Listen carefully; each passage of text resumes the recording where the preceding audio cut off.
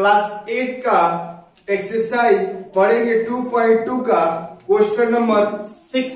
इस वीडियो में हम लेकर इस एक्सरसाइज का टोटल क्वेश्चन यानी 6, 7, 8, 9 और 10 टोटल कवर कर लेंगे।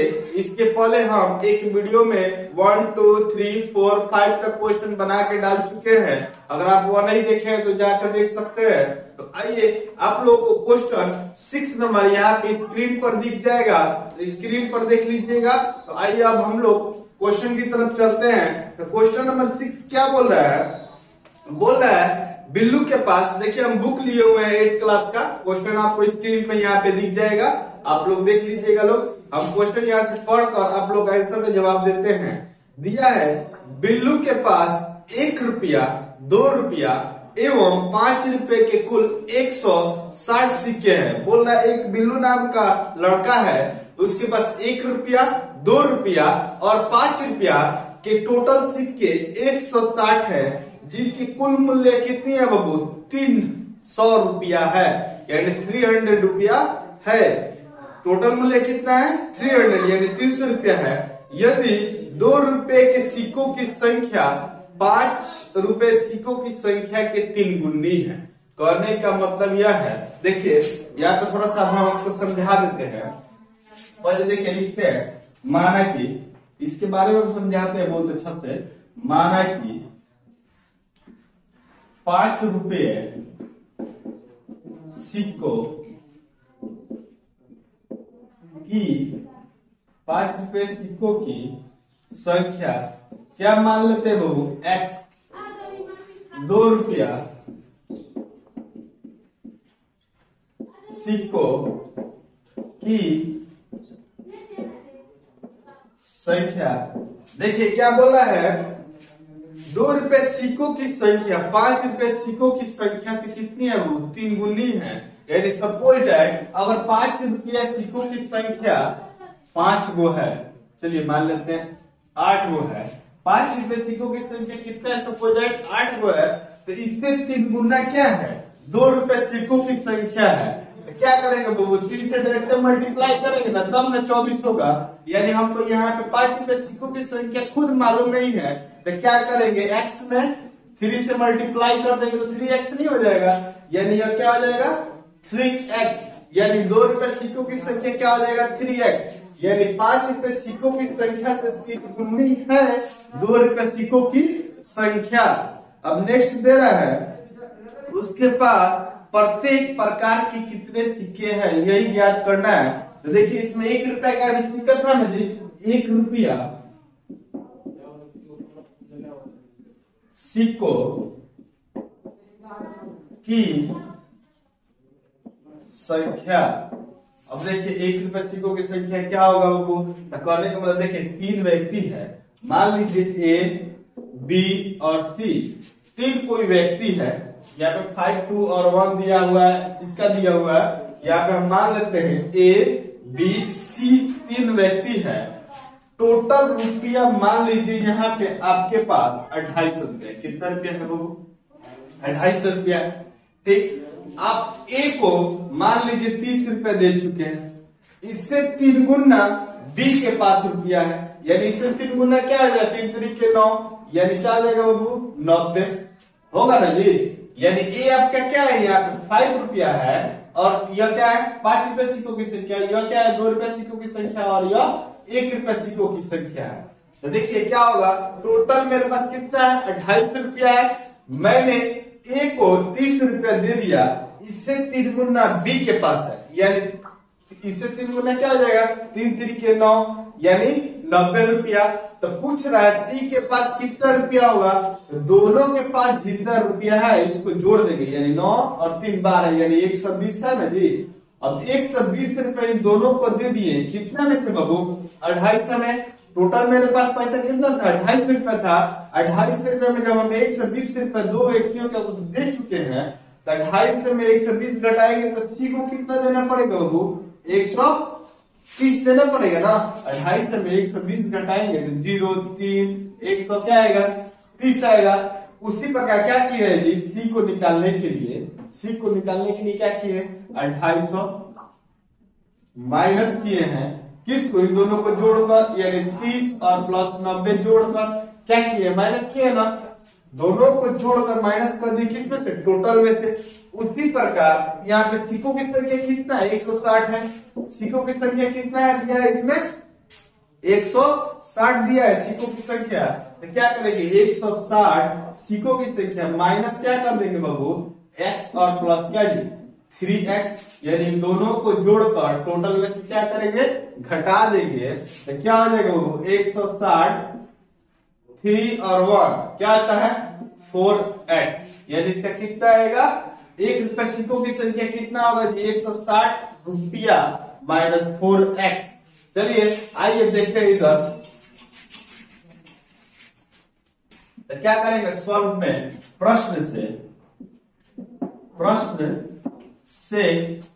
क्या करना है बाबू, तीनों को जोड़कर, टोटल सिक्कों की संख्या 160 है, यानी तीनों को जोड़कर कितना रुपया है ये टोटल, यहाँ पे 300 यानी 300 रुपया है। तो देखिए 300 रुपया कैसे होगा, x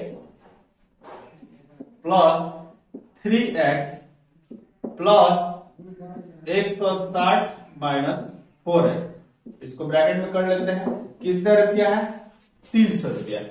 अब देखिए ये जो x है कितना रुपया के सिक्कों की संख्या है 5 रुपया, तो इसको क्या करेंगे 5 से मल्टीप्लाई, 3x यानी 3x सिक्कों की संख्या कौन सा है 2 है, तो इसको 2 से मल्टीप्लाई करेंगे, ठीक।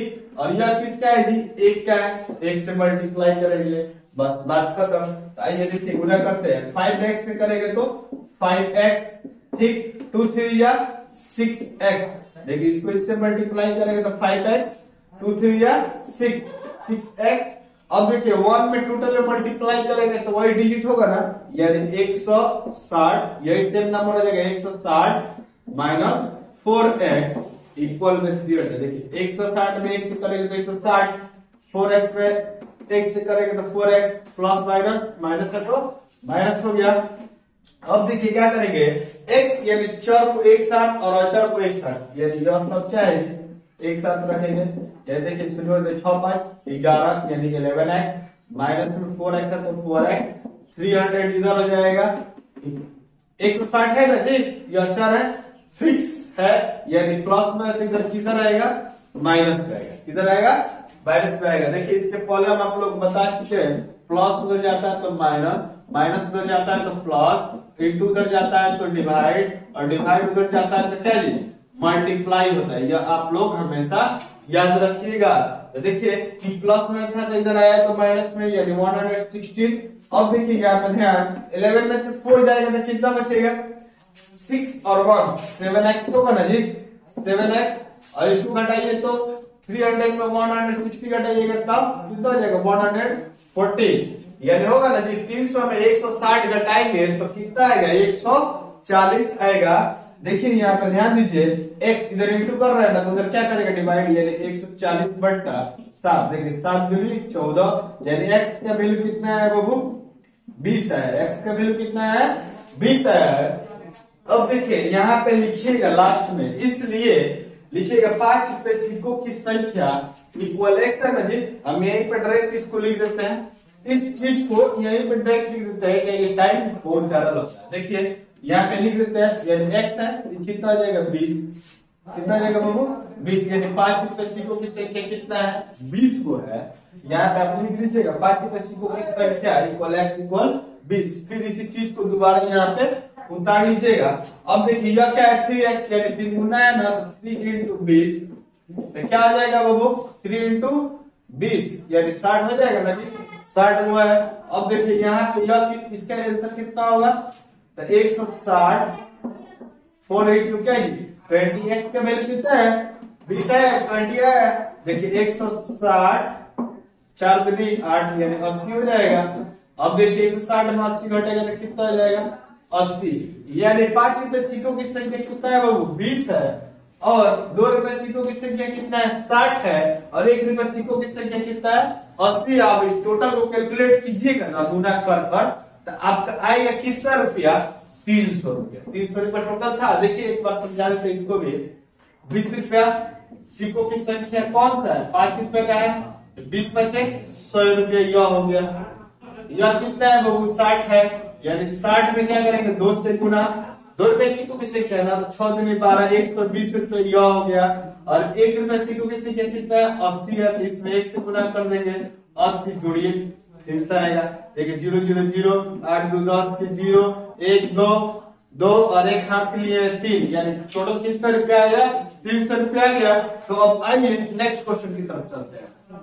तो आइए क्वेश्चन नंबर अब हम लोग 7 देखते हैं। तो 7 नंबर क्वेश्चन क्या बोल रहा है? बोल रहा है पिता ने अपने 3 संतानों के बीच अपनी संपत्ति का बंटवारा 1:2:3 के रूप में करता है और अपने लिए 1 लाख रुपया रखता है। मतलब कोई पिता है, वो अपने 3 संतानों के बीच 1:2:3 में बंटवारा करता है और खुद के लिए अपने जीवन चलाने के लिए, यापन करने के लिए 1 लाख रुपया रखता है। बोल रहा है यदि उसकी कुल संपत्ति 2.5 यानी 2.5 लाख रुपए की हो तो प्रत्येक संतानों को कितना रुपया मिलेगा, यही बताना है। कहने का मतलब यह है पिता अपने संतानों को बांट देता है अनुपात के रूप में, 1:2:3 के रूप में बांट देता है अपनी संपत्ति को। उसी संपत्ति में से अपने के लिए कितना रख लेता है? 1 लाख रुपया रख लेता है। तो देखिए क्या करेंगे, माना की क्या करेंगे बाबू? लिखेंगे यहाँ पे माना की, लिखते हैं पिताजी ने अपने कुल संपत्ति को 3 संतानों के बीच कितना? 1:3, 1:2:3। तो इसको x के रूप में मान लेते हैं, यानी मालूम है नहीं, तो यानी 1x 2x तथा 3x के रूप में क्या जी? बांटता है, के रूप में बांटता है। ठीक है, अब देखिए प्रश्न से आते हैं। क्या जी?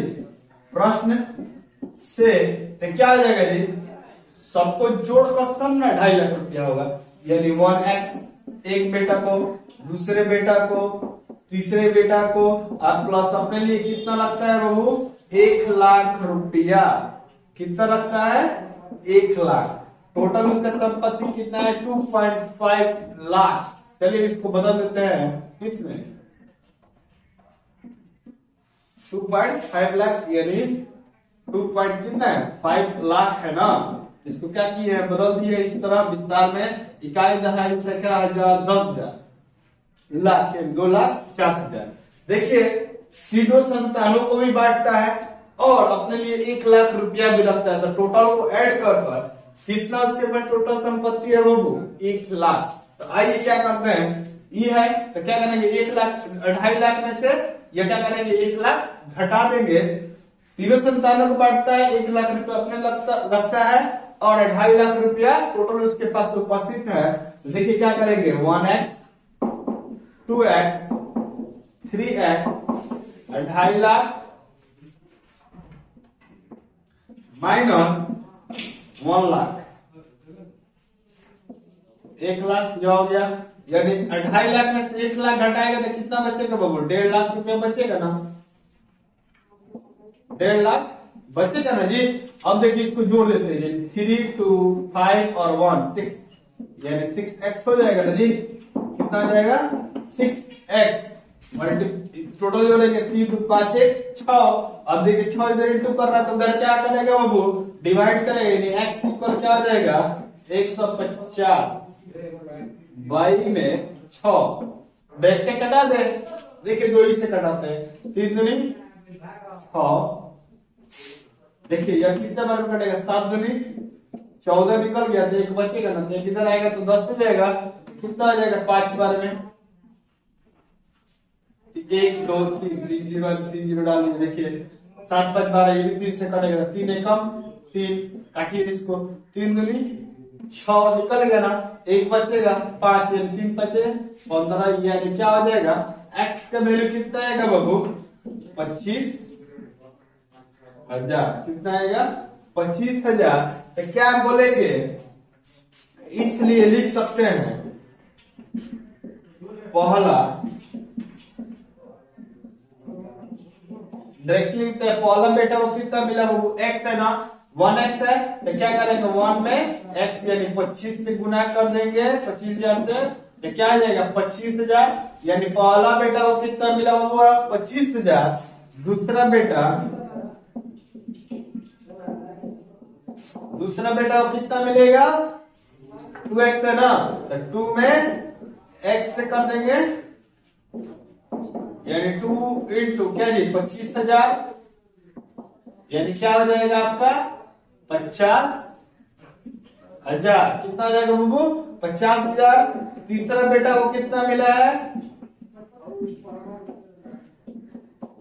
3x, यानी 3 इंटू क्या हो जाएगा बाबू 25,000, यानी कितना हो जाएगा 25 तिया 75, यानी कितना होगा बाबू 75,000। पहला बेटा को कितना मिला बाबू 25,000, दूसरे बेटा को कितना मिला 50,000, तीसरे बेटा को कितना मिला 75,000। देखिए टोटल को ऐड कीजिएगा तो कितना हो जाएगा बाबू 1.5 लाख। 1.5 लाख होगा क्यों, क्या 2.5 लाख में वो पिता अपने लिए कितना रखता है 1 लाख रुपया रख लेता है, तो 2.5 लाख में 1 लाख रुपया रख लिया तो कितना बचेगा 1.5 लाख। यानी 1.5 लाख को क्या किया 3 संतानों के बीच बंटवारा किया है, तो देखिए इसको जोड़ेंगे तो 1.5 लाख आएगा। लेकिन 0 0 0 5 5 10 ठीक 7 5 12 2 14 1 15 आया 1.5 लाख। 1,50,000 और 1 लाख इसमें अपने पिता का ऐड कर दीजिएगा तो क्या आ जाएगा 2.5 लाख रुपया टोटल हो गया। तो आइए अब हम लोग क्वेश्चन अगला के तरफ चलते हैं।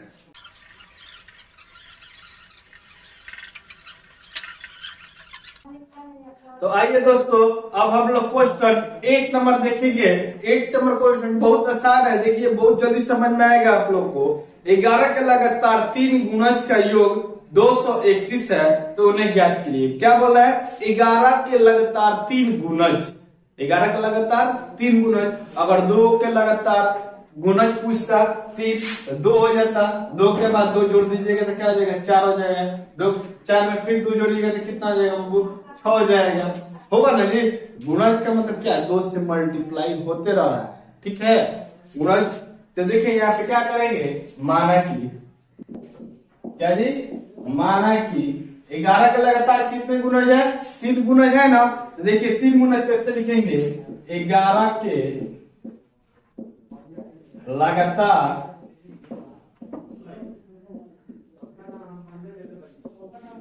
3 गुणज क्या होगा जी, मान लेते पहला मालूम नहीं है तो x, पहला नहीं मालूम है तो x, दूसरा क्या लेंगे x में क्या कर देंगे 11 जोड़ देंगे, x में 11 जोड़ देंगे। जैसे पहला मान लेते हैं 2 है तो 2 में 2 जोड़ देंगे तो क्या हो जाएगा 4 हो जाएगा।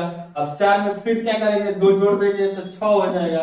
ऐसे देखिए यहाँ पे क्या हो जाएगा 11 के लगातार 3 गुणज, पहला मान लेते हैं x मालूम नहीं है, दूसरा क्या है x प्लस 11 तथा तीसरा क्या हो जाएगा जी x, इसमें 11 जोड़िएगा तो 11 वाले 11 कितना हो जाएगा 22 है। 11 के लगातार 3 गुणज x प्लस 11 तथा x प्लस 22 है। बोल रहा है 11 के लगातार 3 गुणजों का योग 231 है, यानी इन्हीं 3 गुणजों का योग यानी जोड़ क्या है बाबू 231 है। तो उन्हें ज्ञात करना है। देखिए प्रश्न से, कैसी से बाबू प्रश्न से क्या आ जाएगा x plus 11 plus x plus क्या जी 22 कितना है बाबू 231 है। कितना है 231 है, क्वेश्चन में दिया हुआ है। आप लोग क्वेश्चन यहाँ पे स्क्रीन पे मिलेगा, देखिए आइए देखते हैं क्या होगा। टोटल का जोड़ कितना है 231 है। देखिए जोड़िए इसको x प्लस यानी सेम वैसे उतार देंगे, प्लस है तो माइनस रहता था सिंबल का चेंजिंग कर देंगे, यानी x प्लस 22 हो जाएगा 231। क्या हो जाएगा वो देखिए 1 x 2 x 3 x। 1 2 3 यानी 3x हो जाएगा। या 22 और 11 कितना होता है? 33, 231। देखिए चर को एक साथ और अचर को एक साथ, यानी 1 2 3 यानी 3x, 11 में 22 जोड़ेंगे तो 33 आ गया। अभी प्लस में तो उधर माइनस में आएगा, यानी 3x इक्वल क्या आ जाएगा? 231 माइनस क्या जी? 33। 231 माइनस 33। देखिए 3x घटाइए, देखिए 1 में से 3 नहीं जाएगा, हाथ से मिल जाएगा 11, 11 में से 3 जाएगा तो 8, 11 में से 3 जाएगा तो 8, कितना बचा है? 2, यानी हाथ से जाएगा तो 12, 12 में से 3 जाएगा तो 9, यहाँ पे 1 यानी 198। देखिए x इक्वल क्या आ जाएगा? 198 बट्टा में 30, घटाइए तो 3 एकम 3, देखिए 3 6 18, 19 में से 18 निकला तो 1 बचेगा ना, 1 इधर आएगा 8 के पास में 18, फिर 3 चौक 18, यानी x का वैल्यू कितना आएगा बाबू? 66। तो यहाँ पे लिख सकते हैं, लास्ट में आप लोग नीचे लिखिएगा, इसलिए पहला या प्रथम गुणज x है ना जी आपका, तो x क्या है? 66। ठीक, दूसरा गुणज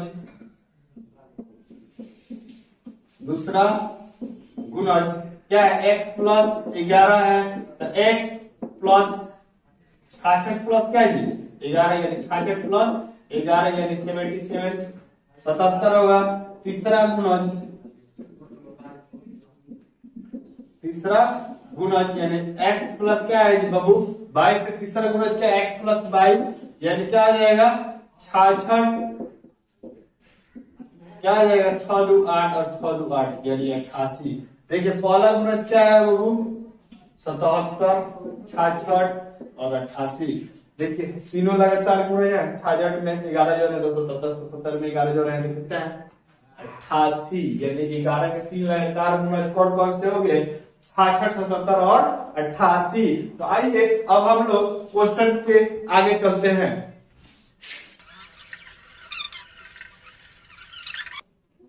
तो आइए देखते हैं क्वेश्चन नंबर नेक्स्ट।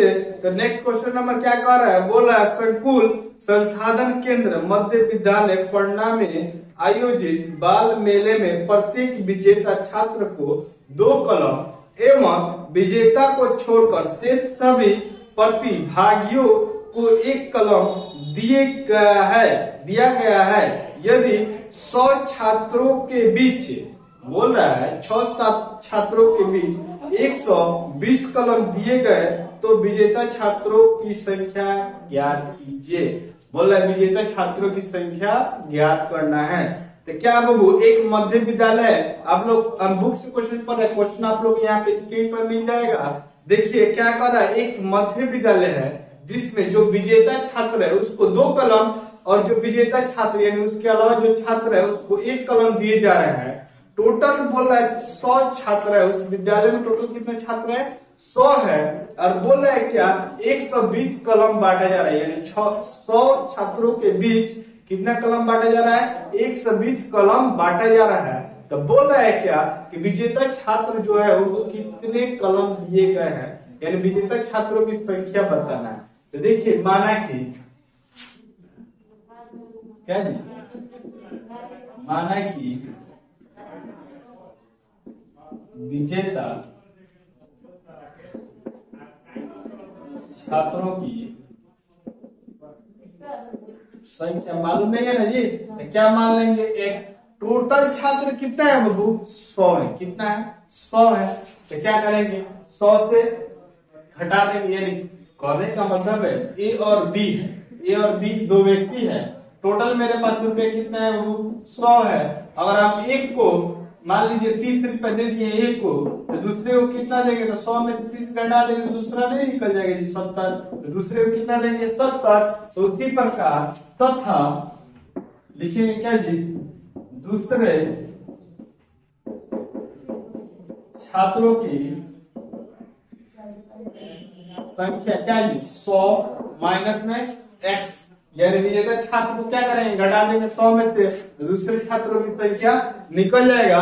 अब आइए प्रश्न से, क्या बाबू? प्रश्न से इन दोनों को मिलाकर कितने कलम बांटा जाता है? 120 कलम बांटा जाता है। दोनों को मिलाइए यानी x प्लस दोनों को जोड़ दीजिए, मतलब 100 माइनस x। कितना कलम बांटा जा रहा है बाबू? 120 कलम। देखिए विजेता छात्रों को कितना कलम दिया जाता है? 2 को। और जो विजेता नहीं है उसको कितना कलम दिया जाता है? 1 को। तो 1 से मल्टीप्लाई देखिए 2 में x से करेंगे तो 2x, इसमें 1 से 100 में करेंगे तो 100, 1 में x से करेंगे तो x, प्लस माइनस माइनस 120। तो वो 120 देखिए 2x प्लस 100 माइनस x, 2 में x से करेंगे तो 2x, 1 में 100 से करेंगे तो 100, 1 में x से करेंगे तो x, plus minus minus equal में 120। क्या करेंगे? चर को एक साथ और अचर को एक साथ, यानी 2 और 2 है ना जी। यहाँ पे क्या है? माइनस में 2 में से 1 जाएगा तो x 120 प्लस है ना तो माइनस 100, यानी x का वैल्यू कितना आएगा बाबू? 20। यानी यहाँ पे सिर्फ विजेता छात्रों की संख्या बोल रहा है ना, यहाँ पे लिख सकते हैं विजेता छात्रों की संख्या क्या है वो? x है ना, x कितने की इक्वल है? 20। तो यही आपका क्या होगा? आंसर होगा। थोड़ा सा यहाँ पे और समझ लीजिए, समझने वाली बात क्या है, जब विजेता छात्रों की संख्या कितना है बाबू? 20 है, तो क्या होगा जी? दूसरे छात्रों की संख्या 100 में से 20 घटाएंगे तो कितना हो जाएगा? यानी दूसरे जो छात्र 100 में से 20 घटाएंगे तो कितना होगा बाबू? छात्र यानी 80 छात्र। टोटल कितने छात्र हुए? 80 छात्र। अब देखिए 80 और 20 मिलाइएगा टोटल 100 छात्र होंगे ना, 107 100 छात्र हो गए। तो देखिए क्या करेंगे, अब देखिए कलम के बीच कैसे बांटा गया? इनको 2 कलम दिया गया है ना, इनको 1 कलम दिया गया है। ये 80 का मतलब 80 छात्र को 80 कलम दिया गया है, लेकिन 20 को क्या दिया गया है जी? जो विजेता छात्र है उनको 2 कलम दिया गया है। 4 2 दूनी 4 यानी 40 हो जाएगा ना। 80 और 40 जोड़िएगा तो 120, यानी टोटल कलम कितना बांटा गया था? 120, जो यहाँ पे हम लिखे हुए हैं क्वेश्चन में ही दिया। बस समझाने के लिए इतना आगे बढ़े। तो आइए क्वेश्चन नंबर 10 देखते हैं। अब यह लास्ट क्वेश्चन है इस चैप्टर का। ये दोस्तों अब हम लोग क्वेश्चन लास्ट पढ़ते हैं इस एक्सरसाइज का 10 नंबर क्वेश्चन। क्वेश्चन आप लोग यहाँ पे स्क्रीन पर दिख जाएगा। आइए क्वेश्चन को हम पढ़ते हैं। देखिए क्वेश्चन कह रहा है रवि के वर्तमान, देखिए क्वेश्चन कह रहा है रवि के पिता की वर्तमान उम्र रवि के वर्तमान उम्र के 3 गुने से 5 अधिक है। कहने का मतलब है इसका कि रवि का जो वर्तमान आयु है ना, इसके उम्र से उनके पिता जो है रवि के 3 गुने से 5 अधिक है। अगर सपोज है, मान लेते हैं रवि का उम्र कितना है बाबू? 12 है। इसके 3 गुने से 5 अधिक कौन है? रवि के पिता है। तो 3 गुने यानी इसे 3 से गुना कर देंगे और 5 क्या कर देंगे? अधिक कर देंगे, यानी 12 36, 36 में 5 जोड़ेंगे तो यानी 41। सपोज है, मान लेते हैं, सोचते हैं रवि की उम्र 12 साल है तो उनके पिता की आयु कितना होगा बाबू? 41 साल होगा। तो आइए देखते हैं, क्वेश्चन को पहले बनाते हैं, करंट निकालते हैं इसका वर्तमान आयु। क्या लिखेंगे बाबू? माना कि रवि के वर्तमान आयु नहीं मालूम है तो क्या जी बाबू? एक्स यहाँ पे माने थे 12 तब ना निकाल लेते हैं, लेकिन यहाँ पे मालूम नहीं है तो क्या मानेंगे? एक्स तथा रवि के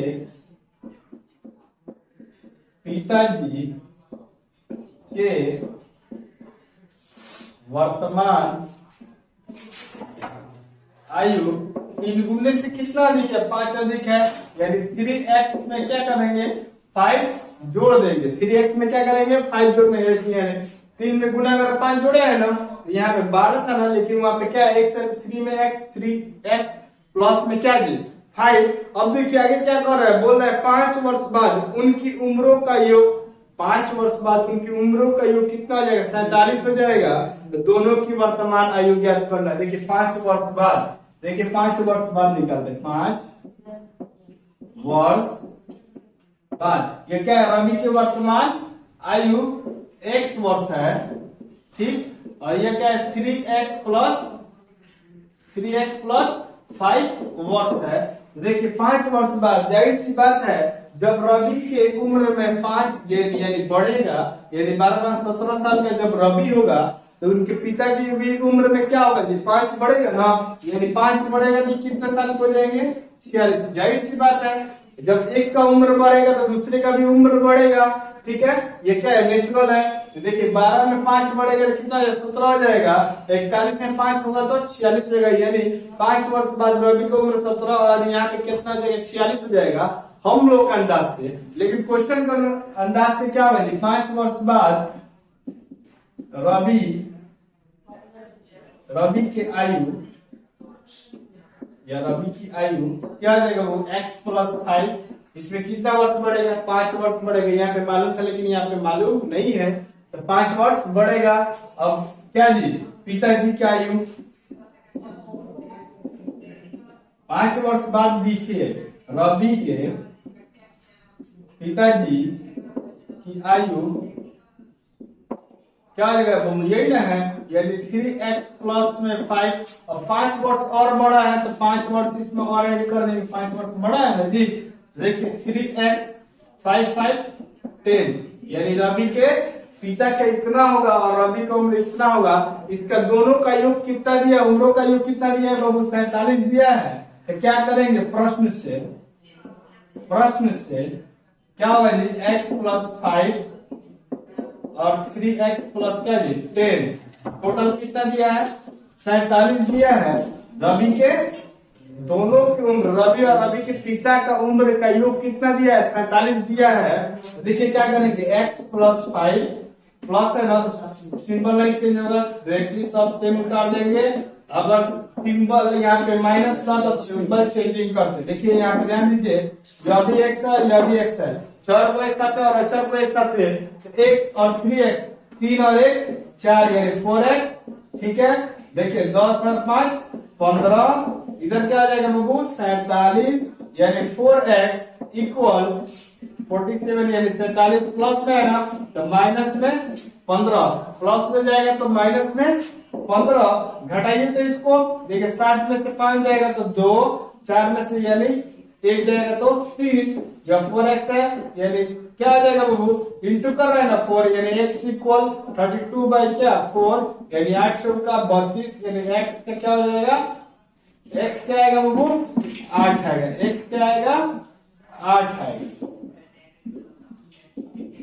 देखिए यहाँ पे थोड़ा सा ध्यान दीजिए क्या जी रवि के वर्तमान आयु पूछ क्या रहा है, रवि और पिता के वर्तमान आयु ज्ञात करना है। यहाँ पे लिखिएगा इसलिए